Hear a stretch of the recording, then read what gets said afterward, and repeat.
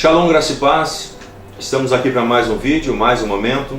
Estamos então falando sobre uma vida com propósito do Rick Warren, onde Deus tem abençoado a vida de muitas pessoas e tenho certeza que vai abençoar a sua. Se você perdeu algum vídeo, você pode estar acessando em nosso canal no YouTube ou também pelo nosso Facebook, que está então aí nessa plataforma. Não deixe de ler o livro, eu faço apenas aqui uma explicação de algumas partes dele, mas o livro é muito interessante para que você possa aprender ainda mais, né? Dia 34, pensamento como servo. Meu servo Caleb pensa diferente e me segue de forma íntegra. Números 14, versículo 24. Filipenses 2,5 diz assim: pensem de vocês mesmos tal como Cristo Jesus pensava de si mesmo. Servir começa na mente. Ser servo requer uma mudança de rumo em sua mente, uma alteração de postura. Deus está sempre mais interessado em por que você faz algo do que no que você faz. Atitudes contam mais do que realizações. O rei Amazias perdeu a graça de Deus porque fez o que o Senhor ele aprova, mas não deu a ele de todo o coração. Servos verdadeiros servem a Deus com uma mentalidade que engloba 5 atitudes. Então veja bem, servir a Deus começa em sua mente.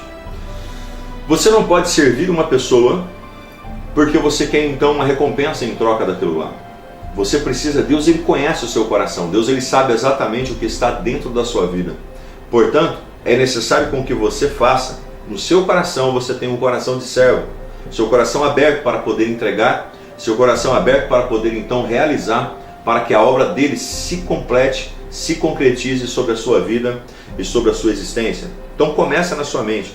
Nós vamos ver 5 atitudes então de um servo verdadeiro. Primeira atitude: os servos pensam mais nos outros do que em si mesmo. Primeira atitude: os servos de verdade pensam mais nos outros do que em si mesmo. Ele está preocupado com os outros, ele está então sempre pensando nos outros. Ele pensa no próximo, ele se preocupa com o próximo, ele vive então com o processo no próximo, para que assim a vida dele tenha um sentido aqui nessa terra. O servo se concentra nas outras pessoas e não em si. Esta é a verdadeira humildade. Não pensar menos de si, mas pensar menos em si. Eles são abnegados. Paulo disse: esqueçam-se de si o suficiente para ajudarem então ao próximo. Se nós não nos esquecer de nós mesmos, infelizmente nós não vamos conseguir ajudar o próximo de maneira nenhuma. O servo pensa como administrador, não como dono. O servo, ele se lembra de que Deus é o dono de tudo, e na Bíblia o administrador era o servo encarregado de gerenciar uma propriedade. José foi então esse tipo de servo. Quando prisioneiro no Egito, Potifar confiou a sua casa a José. Depois o carcereiro confiou a prisão a José. Por fim, o faraó então confiou a José toda a sua nação. Deus, ele coloca então a vida de pessoas, mas nós precisamos entender que nós somos apenas administradores. Se eu estou aqui, é para mim administrar algo que é do Senhor. A minha família, a minha casa, o meu carro, a igreja, a empresa, os bens. Deus ele colocou em nossas mãos para nós sermos administradores. Quando nós assim pensamos, nós vamos nos dar muito bem em nossa vida. Segundo ponto: servos pensam no seu trabalho e não no que os outros estão fazendo. Eles não fazem comparações, não criticam, nem competem com os outros servos ou ministérios. Estão muito ocupados realizando então o trabalho que Deus ele lhe deu. A competição entre servos de Deus é absurda por muitas razões. Estamos todos no mesmo time. Nosso objetivo é fazer que a pessoa de Deus apareça de forma positiva e não a nossa pessoa. Recebemos então diferentes atribuições e temos todos uma forma exclusiva. Paulo disse: não vamos nos comparar uns com os outros, como se fosse melhor e o outro pior. Temos coisas muito mais interessantes para fazer com a nossa vida. Cada um de nós é um ser original. Pense comigo Entenda comigo então esse processo. Os servos, ele pensa no seu trabalho e não no que os outros estão fazendo. Ele está preocupado na sua vida. Está preocupado aqui no trabalho que ele está executando. Não, ele não faz comparação. Eu preciso ser melhor do que o outro.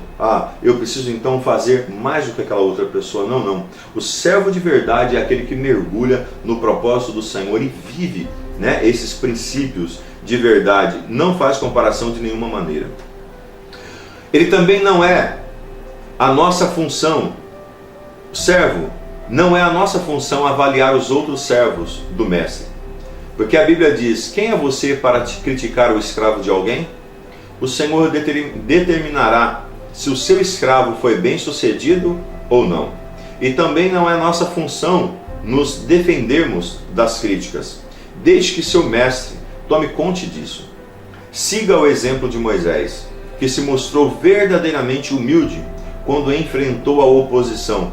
Ou faça como Neemias, cuja resposta às críticas era simplesmente: meu trabalho é muito mais importante para que eu possa interromper agora e conversar com vocês. Então, a nossa função não é avaliar os outros servos. De maneira nenhuma. Olhe para você. Olha o que você está fazendo. Há pessoas que dizem assim: eu não vou fazer isso porque o outro não está fazendo. Há pessoas que dizem assim: eu não vou praticar isso porque os outros não estão praticando. Queridos, não é esse o propósito. Deus, ele quer que você faça a sua parte. Faça a sua parte. Seja servo. Sirva pessoas servindo a Deus. Sirva a Deus servindo então pessoas, melhor dizendo, para que assim o propósito dele se cumpra em você. Se você serve como Jesus, pode então esperar ser criticado. O mundo e até mesmo grande parte da igreja não compreende o que Deus ele valoriza. Um dos mais belos atos de amor demonstrado a Jesus foi criticado pelos discípulos. Maria tomou a coisa mais valiosa que ela possuía, um perfume caro, e derrubou sobre Jesus. Seu generoso serviço foi chamado desperdício pelos seus discípulos, mas Jesus o chamou significativo. E tudo isso é o que importa. Seu serviço para Cristo nunca será um desperdício, não importa o que os outros então digam. Amados, entenda o que eu vou te falar para vocês. O servo do Senhor, ele não espera então ser aplaudido por outras pessoas. Ele precisa então ser criticado, porque se você estiver sendo aplaudido pelo mundo, com certeza você não vai estar sendo aplaudido por Deus, porque o mundo, ele critica as coisas de Deus, e os pontos, eles se contradizem o tempo todo. Portanto, viva o princípio do Senhor, viva o projeto do Senhor e esteja estabelecido no grande plano central dele sobre a sua vida.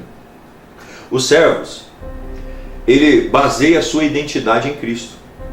Por se lembrarem de que são amados e aceitos pela graça, não tende a provar o seu valor. Eles aceitam o seu bom grado, trabalhos que pessoas inseguras consideram abaixo delas.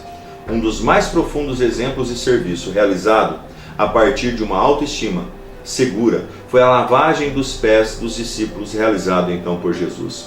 Então os servos se baseiam a sua autoridade em Cristo. O que eu estou fazendo? É o que Jesus fez? Então tá bom. O que eu estou fazendo, Jesus não faria? Então preciso mudar. É assim que nós temos que fazer. É assim que nós precisamos caminhar. Ser parecido com o Senhor. E então, ser você. Se você quer ser servo, deve então depositar a sua identidade a Cristo. Somente pessoas seguras de si podem então servir.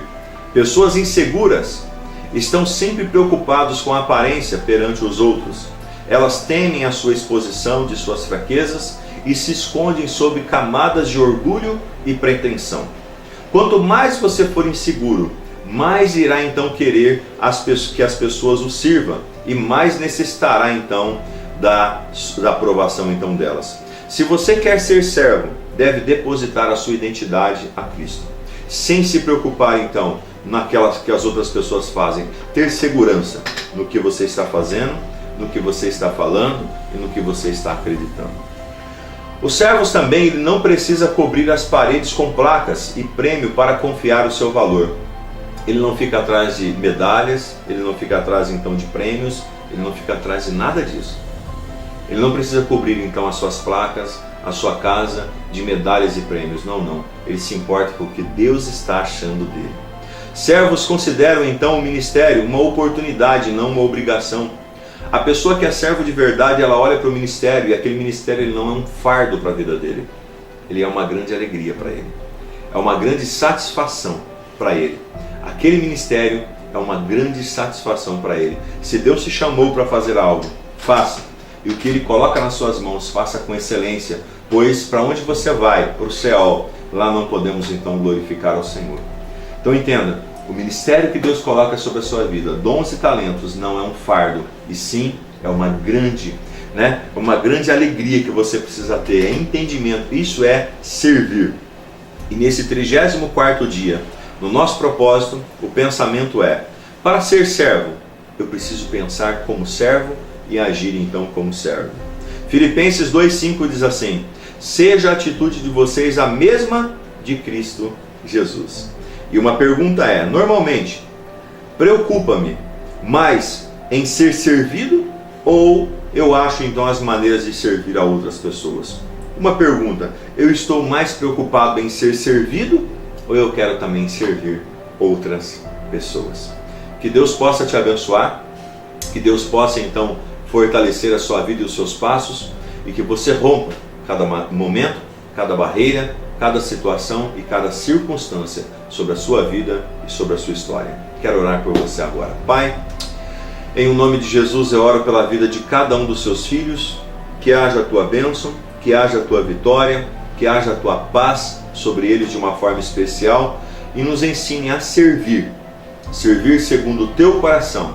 Nos ensine a te servir, servindo pessoas, a te valorizar, valorizando pessoas, a estar contigo, estando com pessoas. Em nome de Jesus é o que eu te peço, te louvo e te agradeço, Pai. Amém e amém. Que Deus te abençoe. Até o próximo vídeo no nome de Jesus. Shalom, graça e paz.